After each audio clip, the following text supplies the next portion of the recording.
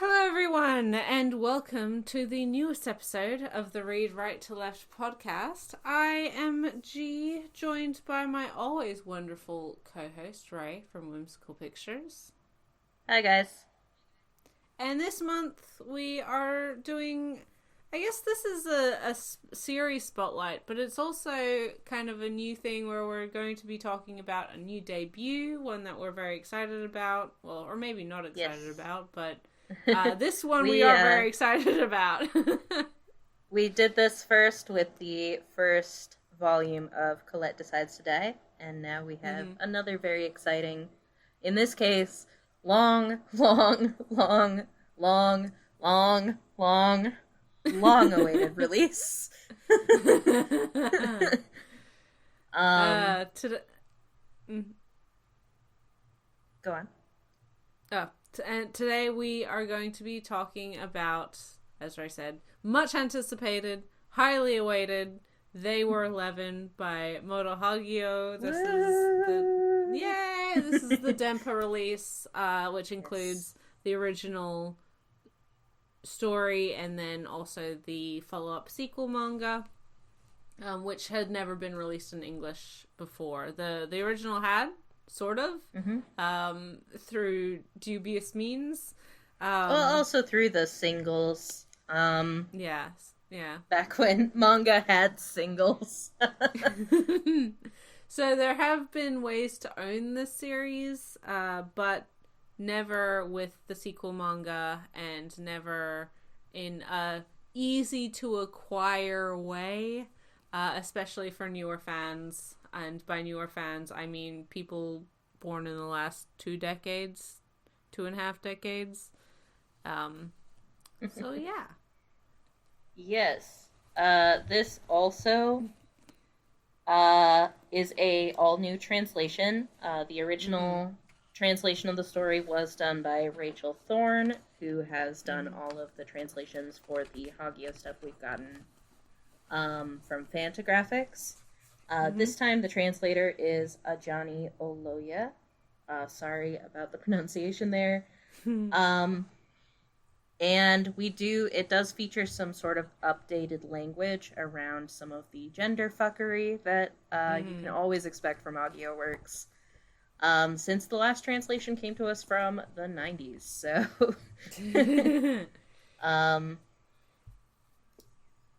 well-meaning as it was, I'm sure. Some outdated terminology there that has been updated. Yes. In translation, which was nice to see. I was just gonna talk quickly about the book itself. Yes. Since that's this actually is what I was also volume. gonna. Hey, that's also what I was gonna talk about. Yeah.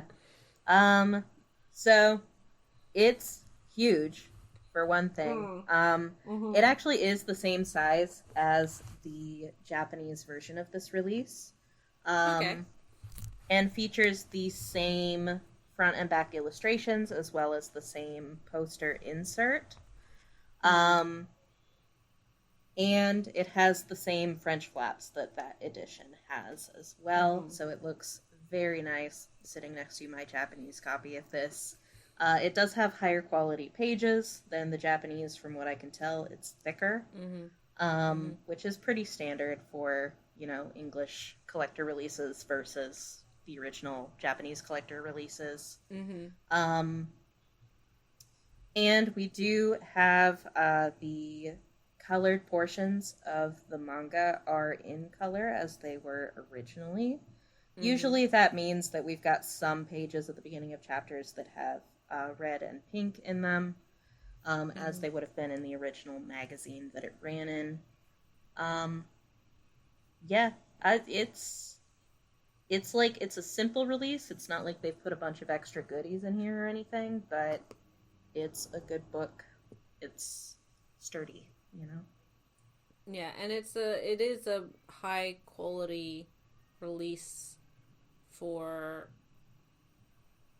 It's kind of one of those mid-level, mid-tier, high quality releases for English manga. It's not like a hardcover, fancy, all new illustrations by the author situation. but it's nicer than just a standard Viz or, you know, whomstever paperback release. It does have some real weight and some real nice premium feel to it. And it fits alongside a lot of the larger trim stuff that we have gotten from Hagio before. It's a, as Ray said, it is a much bigger book, just in dimensions, so it will fit closer to releases from Hagio we've seen from Fantagraphics, or some of the larger newer premium releases or re-releases from Viz, like Tekken Kingcrete, rather than like a standard omnibus edition with French flaps like Monster or something. It is a much larger trim size. I like the texture that's on the cover with the characters there. The way they kind of pop out from Tada there in the background is nice. I wanted to mention also that I really like the typesetting of the cover. Yes, it is very well done. It's very like classic retro sci-fi feel to it, and it to me matches the feel of the Japanese really well, where it's like Juichi ni iru.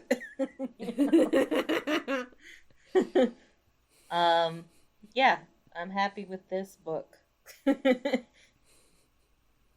They've done a great job. It did take them 6 years to release it, but we got there in the end. Look, only a pandemic in the way.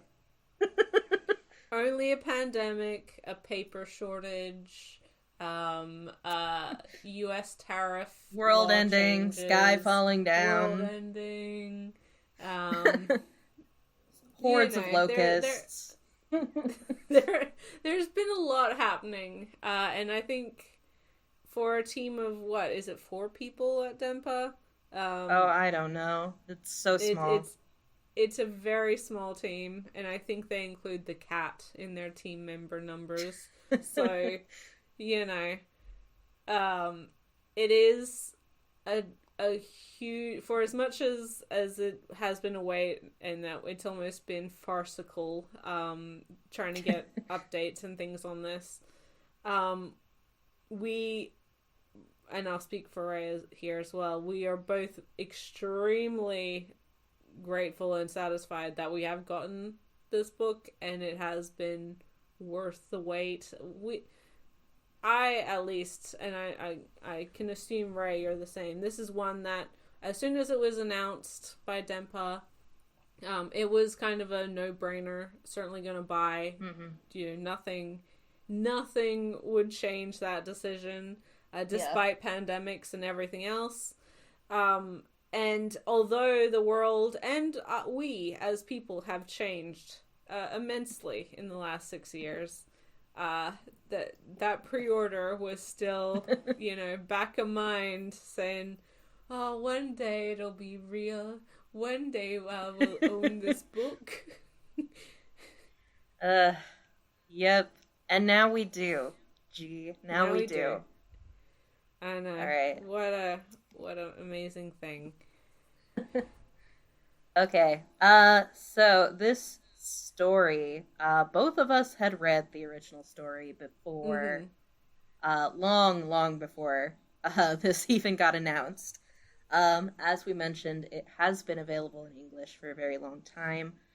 I first read it through the singles, and it was much later that G, upon, I believe, this announcement, unhauled your copy of 4 shoujo stories to me.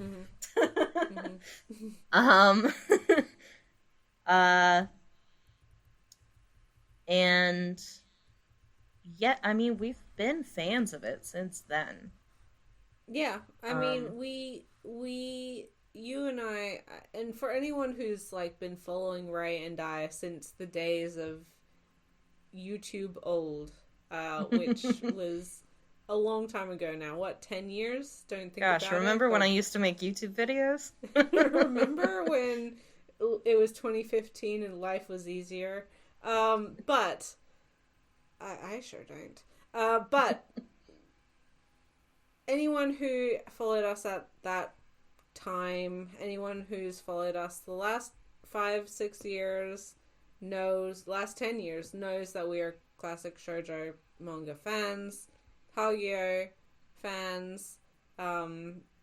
This was really a win specifically for us. In the same way that, like, the rest of manga fandom was championing for Kingdom. We were not necessarily championing anything because we're like, this is unrealistic. We will never get this. And yet we won. So it is one that, yeah, as Ray said, we had both read. I had read through the 4 Shoujo Stories collection, which is what I alluded to via Dubious Means. It is an official release produced by Viz, but I don't know that they got I don't know that they got permission from every creator that was included in there. Which is why it was a very small print run from 1997 that never saw a wider release and was quite coveted. Very close. So almost as old as I am and quite highly coveted by classic shoujo fans, just because it was it has quite a variety of stories in there and just a lot of stuff that hasn't ever been available in English in any other capacity. They Were 11 is really the only one that saw that singles release, and so kind of a little bit of a wider availability. Yeah. To give a little background on the story, we have given background on the English releases that came before this Denpa release and the Denpa release itself, but this story, the original story, They Were 11, it's about 100 pages long, 115, 120, and it originally was serialized in Bessatsu Shoujo Comic Magazine in 1975. It has Hagiomoto's, like, very gorgeous and lush 70s art style with that very experimental paneling. And the sequel series, Horizon of the East, Eternity of the West, was serialized from 1976 to 1977. So there's not, like, a huge jump in sort of art style the way that, like, if you go from the original Poe Clan stories to the new sequel stories, you're going to have that very jarring jump in her art style because it's been decades, but not so for this one. I think it's one that both of us, like, back in the olden days, often would bring up in response to what we still see even now, like, among a certain camp of anime and manga fans that associate the term shoujo or shoujose or josei with specifically romance series, because this one is very specifically sci-fi adventure, pretty decently hard sci-fi, and that's, you know, unlike something like Tutera, which ran in a shonen magazine, like, this did run in a shoujo magazine from the beginning. Obviously, we've talked about over and over trying to spread the good word that Hagio Moto is a sci-fi creator, first and foremost. Absolutely. And yeah, this is like certainly the most well-known example of that. We've also got the excellent Otherworld Barbara from later in her career in English. But since this one does have an anime film that went along with it, for a long time it was like the only Hagio that people knew. Yes. And I feel like it's become sort of a trademark work of hers in a lot of ways. Yeah. Yeah, absolutely. It's also, I mean, to that point, it really is decently hard sci-fi. There's a point in the sequel where we get a breakdown of like planetary seasons Yeah. and how long. There's like a really cool diagram that she has, like detailing Yes, like the specific how long the like days are, how long each season is, what happens in there, and it's all like it's important to the story, but also not. It's just a lot of world building that you wouldn't necessarily see if it was just like vibes set in space. She really was just like, what if it was a binary planetary system? They were each orbiting a moon in the middle, and the two of them were orbiting that moon in the middle, but also orbiting a sun. And how would that work? What would the days look like? What would the months look like? The years, the seasons? And then just built a story around that. Like, that's what it honestly feels like. I don't think that, she went originally with, like, I mean, I can't know, but I get the impression that it was less like, I really want to write about King, and more, what would it be like to live on a planet like this? Yeah, exactly. Like I don't think she necessarily had the King as a character and his society scoped out in the original story, right? I think she just had an interesting cast of characters from all sorts of different places. But when wanting to explore this world a little bit more, King and then also Fourth, who's from the neighboring planet, gave kind of the perfect opportunity to be like, oh, how do I show these two countries or two planets that are kind of at polar opposites but the same but different, and in a schism that's just culturally so ingrained. It's like, oh, this is very interesting.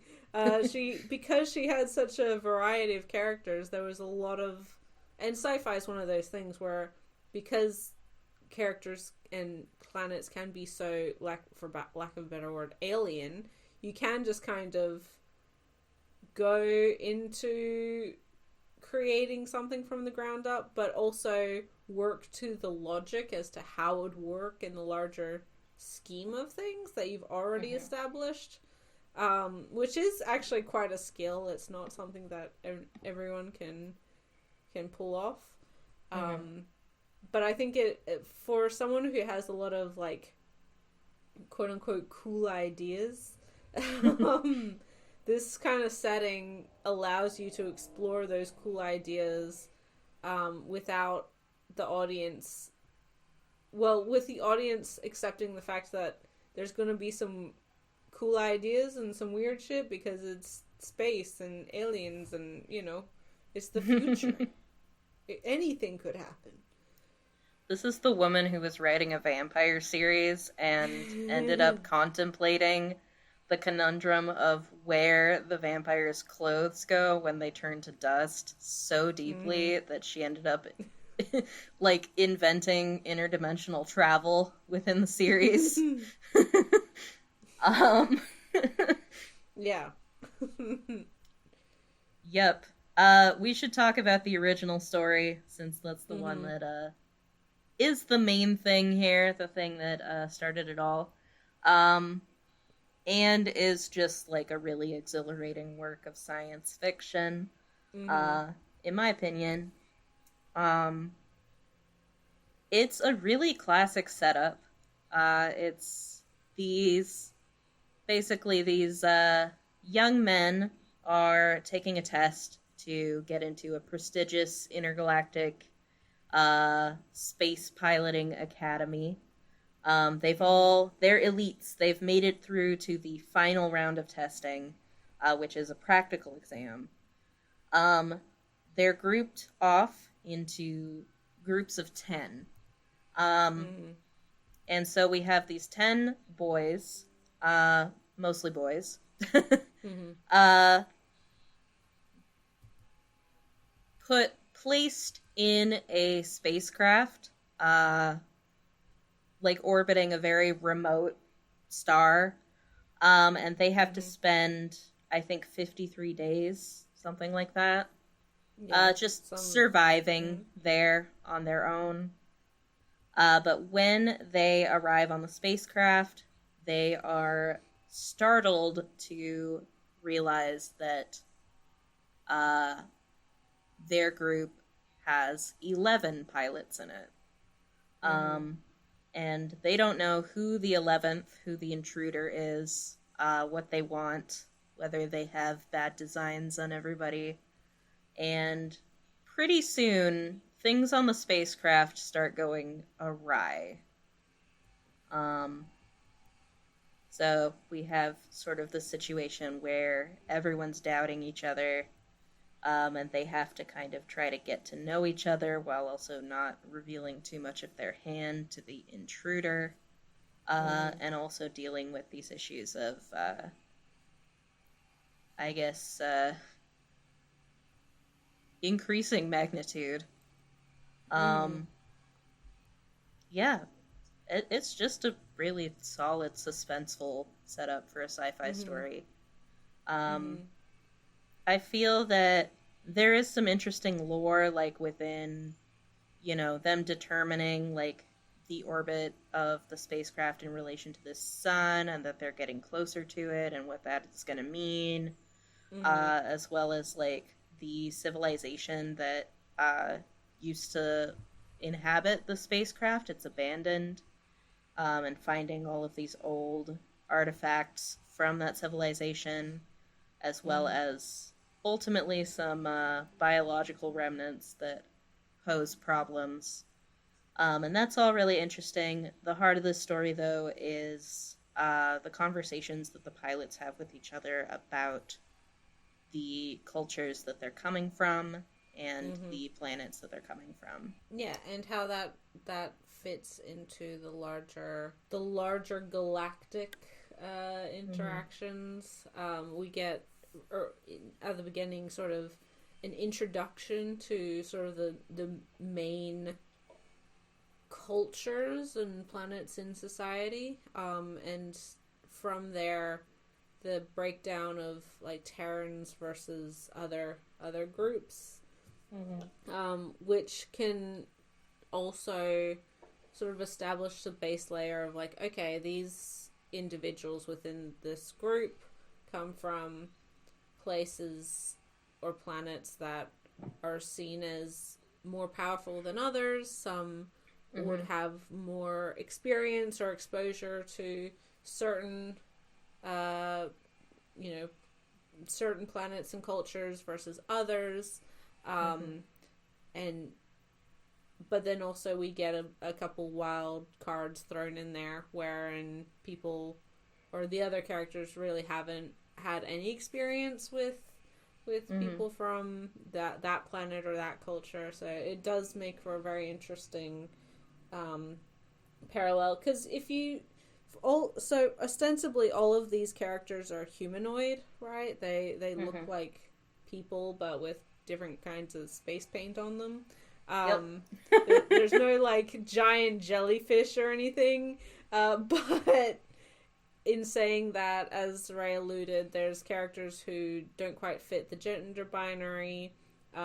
There's characters who are kind of made from not non-organic material, but from different organic material than like what a quote unquote human is. You have different like life phases Yes, than yes. humans. Yeah.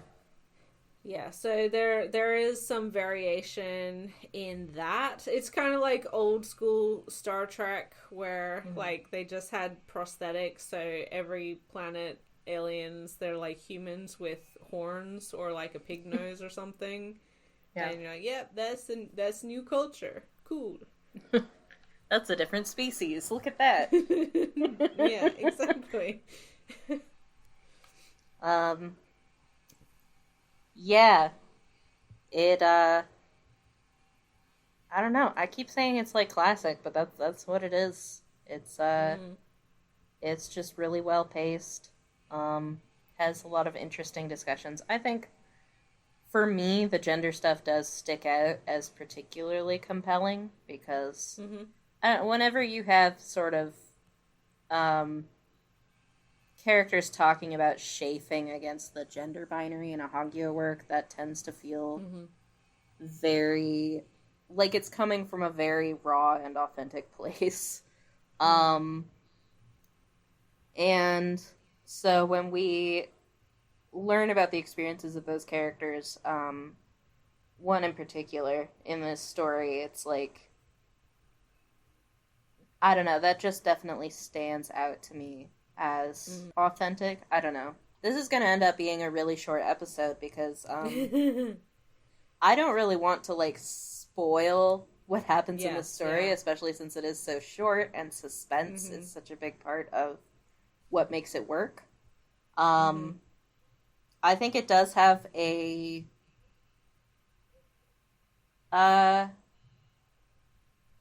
it's a satisfying ending. It's one that I don't think I saw coming the first time I read the story.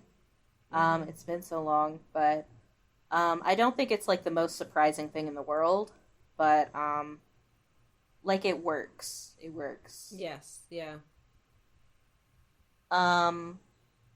Yeah. This was my first time reading through the sequel, despite owning the Japanese version for a long time. Yeah, what did you think of the sequel? The spin-off, I guess, more so. It was certainly a grander story. I enjoyed it. There's a lot more political, like it's a larger political scheme. Whereas the original is sort of a, I don't want to say a whodunit, but it's kind of a cat amongst the pigeons kind of. Who is the imposter in this group, right? It's a fairly straightforward, like, this is strange, or there's someone amongst us who is not meant to be here. We need to do other things, but ultimately we need to try and figure out who that is. Whereas the sequel is much grander. It's about two opposing planets and the political scheming happening on one planet to try and facilitate a war towards the other planet in order to, and also this idea of traditionalism and challenging traditional thoughts. Yeah, progressivism versus traditionalism. As well as like the older generation and the younger generation and the conflict there. Yes. As well as it's not just this conflict between these two like quite planets that are not very politically involved. powerful. Yeah, they're not powerful. They're small. They're poor. They don't have a lot of connections, and we see how this much larger intergalactic power comes in and tries to manipulate. I think it's two different, not even global, galactic powers. Yeah. Yes, yeah. that come in to kind of the manipulate the two planets like skirmishes with each other, specifically for resources, resource gain. Yes, So, yeah. again, sort of a classic theme for sci-fi to explore. And I like the spies who showed up, kind of like shield energy. It was like great. I liked that they were, what were they called? They were called the spies that like they change roles between being called firefighters and being called fire starters, depending on whether they're attempting to quell a war or start one. Yes. I thought that was a fun concept. Yeah, it's dealing with a lot. I think that it touches on a lot of things. It doesn't go into a ton of depth the way that something like Otherworld Barbara does more so. Because it is short. Yeah, I mean, I think it's good. It's very different from the original story, but it just feels like an idea that Hagio wanted to get out onto paper, and it's good. Absolutely.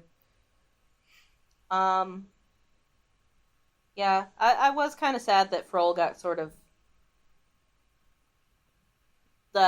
pushed into being pretty strictly comic relief. But you know, that's fine. Yeah, I think they're a country bumpkin.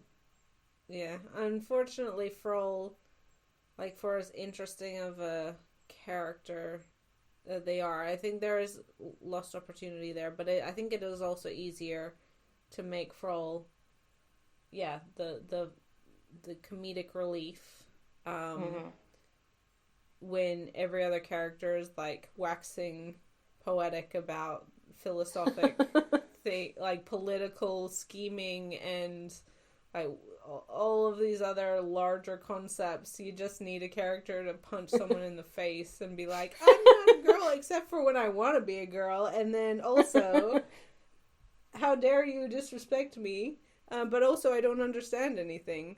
I was a bit sad that like they're at this university and they're doing all of these initially they're doing all of these pilot drills, and then Froll just can't get it together. I'm like, come on, Froll wasn't useless. Froll's a smart cookie. Let them pilot a ship without just being a ditz. Come on. You're making him like useless without Tatatos, which is not great. Yeah, exactly. Like, since they are more femme-coded than any of the other characters. That's all right. It was the 70s. What can you do? It was. Yeah. That's one thing for Hagio too, is she doesn't write, especially in the 70s, didn't write women that often. Yeah. And a lot of times, if they weren't the protagonist, they'd be kind of slotted into tropes pretty easily. Yeah, I mean, Choo-Choo is a perfect example of like, okay, girl. Yeah. Okay. Yeah.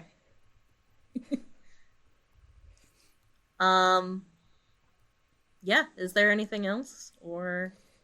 Not particularly. As said, or I completely agree with you that, it's worth going into this series. I don't want to say blind, because again, this is like a 50-year-old series at this point. But it is worth not having known the twists or the outcomes. And this is maybe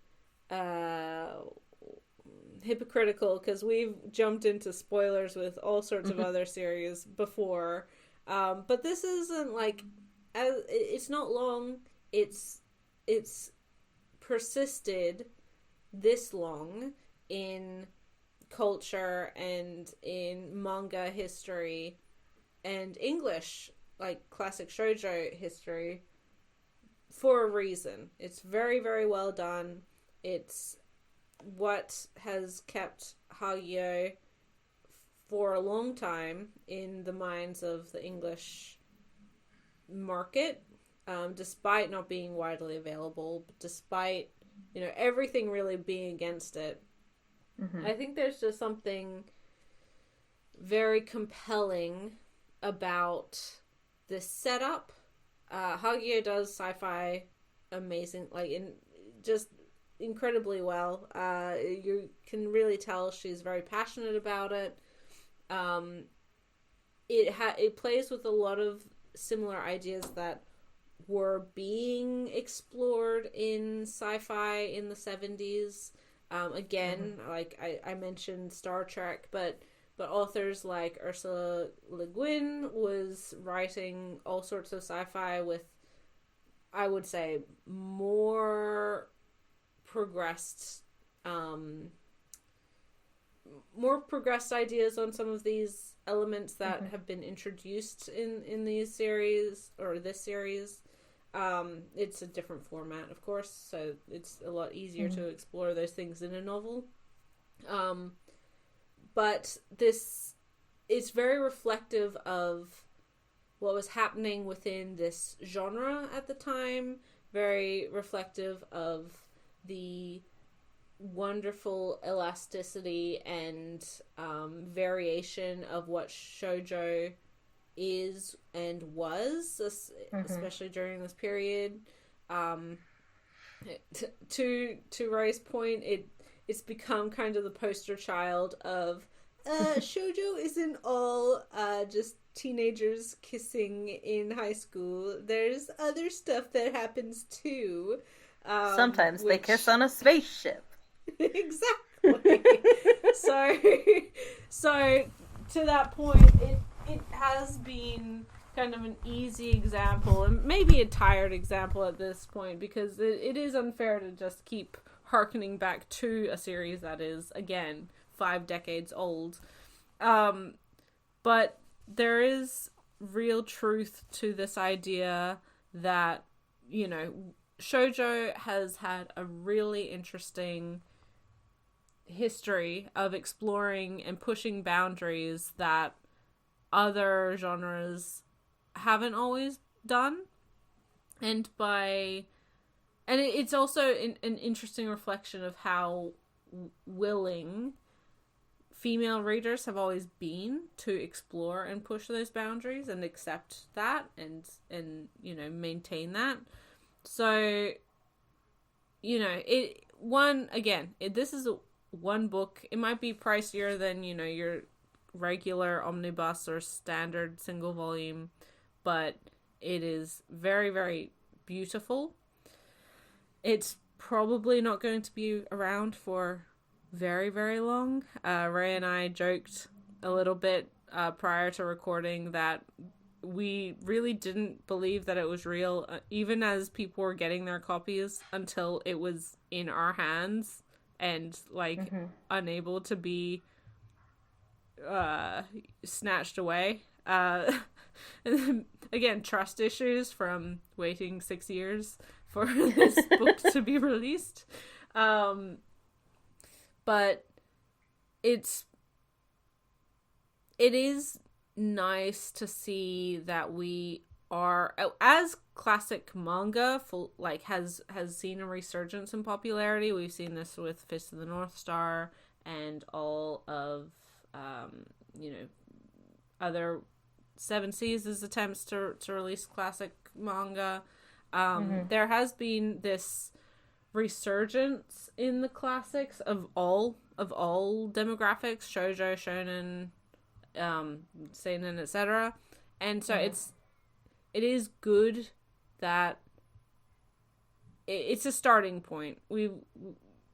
There are certainly other creators that we could be seeing more stuff from. We haven't, especially within shoujo, we haven't gotten the variety that shonen, classic shonen and seinen has. But it is good and I think an indicator of health within the market that there is appetite for these sorts of things, and not just appetite, but there is obviously some percentage of profitability for these publishers to make it worth their while to put in the time and effort and pain of licensing these works, translating them, and releasing them in a higher premium quality than just, pushing it through a machine translation and getting it printed cheap as chips and then presenting it to fans and saying, okay, be happy, we listen to you, take this slop. Which has also been, it is something that is happening for other series and much more contemporary series. So, it's been a labor of love. It's been very obviously a labor of love for the Denpa team, and it's important to support that. Yep. Absolutely. So yeah, I think we've said all we can say without ruining what is a fun ride and what is a classic series and worth reading and worth supporting. We really wanted to do this as a debut spotlight, very as shortly as we could manage after it came out, so that hopefully some of you who maybe didn't know about this release or weren't sure about getting this release would have, a chance of being able to pick it up before it's gone. Absolutely. And especially because, again, it is one that Ray and I have loved for years and years. We've talked about it a lot. Yes. As we talk about Hagya a lot. But this is a title that, we talk about a lot of series a lot, and some for good reason, some for potentially bad reason. I think we make it very clear our opinions on things, but this is one, outside of her personal preference, outside of hyperbole, outside of the two of us as individuals and as our our podcast and friendship and how we've always portrayed, this is a series that is worth reading, supporting, experiencing, because it's also just such a critical piece of manga history, not only in English speaking spheres but in Japan as well. It's worth having a perception of how modern manga where it's come from, what's influencing this, and this series has certainly influenced manga sci-fi, and I'm sure there's references to things to this in things that you've probably seen throughout the years and weren't necessarily aware of. It's not as influential as something like Rose of Versailles. Nothing could be, but it certainly, you see the echoes of what is sci-fi in manga. You see echoes of what is shoujo manga, modern shoujo manga in this. It's just worth, if you have any interest in manga history and the evolution of the art form as well, this is worth giving you some context. Yeah. Also, if you read and enjoyed Astra Lost in Space, it's basically just this story. Yes. Yeah, absolutely. Don't get me wrong, I love Astra Lost in Space. That's a great series, and I really enjoy that creator's work anyway, but it is just this. It is just this setup, stretched to 5 volumes. Personally enjoyed Astra Lost in Space, specifically because it's just this story, but longer and again. Yes. So yeah, read the series. We can now hopefully see this as an indication. Well, again, it is nice that we finally got it, and it will sit on our shelves and never be taken away by the internet overlords or whatever. They can't take it. It's mine. They can't take it. It's in my hands. What a beautiful thing. Next month, next episode. I don't know if it'll be in this month or next month, but next episode we will be doing a topic. We've had a couple series spotlights in the last couple months, and this is sort of related to some of the things we've talked about in the last couple months. We're going to be exploring good manga with bad endings. I think everyone has experienced that, where you're really enjoying a series, you're vibing with the characters, the premise is cool, up until like 3/4 of the way, and then oh no, something's starting to happen. That seems like a stupid mistake, and then well, I'll just keep reading, let's see what's going on, and then you get to the ending, and then you're just kind of sad and disappointed, because confused even. Why did that start so good and then just end so not good? So that, especially with the way that that manga is made, where oftentimes cancellations happen pretty suddenly, often pretty unexpectedly. There's definitely many a series that is going great, going awesome, fun to read every volume, and then you get to the second to last volume or the last volume, and you're like, oh, okay. Or you get to the last volume and you're like, you know that it's the last volume, and there's like 3 more chapters left, and you're like, how is all of this stuff gonna be wrapped up? Like, there's just too much here. And then the answer, my dear friends, is that, well, it won't get wrapped up. It's not. Yeah. It's not. You'll get the final chapter that just says, and then they went on more adventures to the future. And you're like, okay, well, okay. Alright. Yeah. Hoping this will be a nice, breezy one, especially after a couple of series spotlights that were more negative in tone than we were hoping they would be. Yes. Yes. We never go into these expecting to be negative. That is not how we roll here on Read Right to Left for the most part. We try to be positive. So, yes. Thank you so much for listening, enjoying. If you did like this episode, or if you like the podcast in general, please think about leaving us a review. We greatly appreciate that. And we do read comments and reviews. You can find this podcast on all of the major podcasting platforms: Spotify, Apple Podcasts, Stitcher, etc., as well as YouTube on my YouTube channel, Simply G.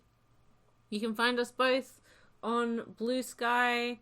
I'm not that active on there, but I am on there. Ray, I don't know how active you are on there, but you are also on there. Reskeet fairly frequently. Yes.